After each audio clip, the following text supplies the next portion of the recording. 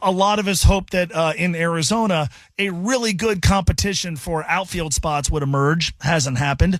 Or that some guys would put up such scary-looking numbers, good-looking numbers, that you started to be excited about what they could accomplish this year. That hasn't happened. Hell, the most significant thing to happen among all the outfielders was Will Benson got sent to minor league camp. Now, Austin Hayes is a good signing. But a lot of us back in January wondered about the Reds' offense. Is it going to be good enough? I am not panicking because of what they haven't done in spring training. What I will do is use spring training to bring up the same question. Are we sure this team's going to hit enough? Or are we going to spend a lot of time wondering, shouldn't they have added one more bat? By the way, I think the answer is yes. And you know how I suspect very strongly the answer is yes? Because the moment we start talking about what the Reds need at the deadline, which those conversations kick into gear almost instantly, the moment we do that, assuming the Reds are at least pseudo in it, the answer to the question is going to be they need a bat. Like, I could tell you now. Now, they also may need a relief pitcher. You can never have enough. They may need a starting pitcher. You can never have enough.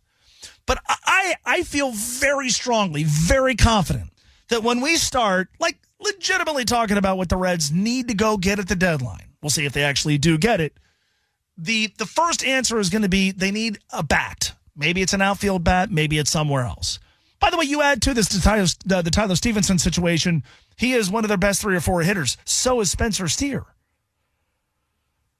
Like, I wondered, and a lot of us did back in January, early February, shouldn't they go get one more bat? And now you can't help but ask that even more. And with a little bit more urgency because of Steer and Stevenson and the uncertainty surrounding them.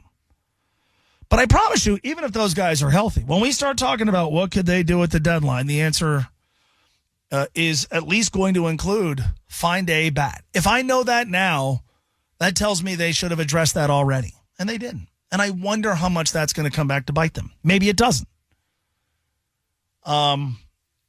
But also, you look at how vulnerable everybody is in this division. Like, we could do the whole, like, go get a bat at the deadline. You can't focus on that in March and April. And then, yell and scream about how they have to get off to a great start. Now, last year they did. They started 9-6, that's good. That's like 600 baseball. Like, if you win 9 out of every 15 games, this year you're going to run away with the National League Central.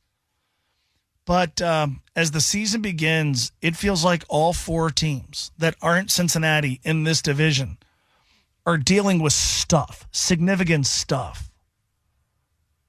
And the Reds are too.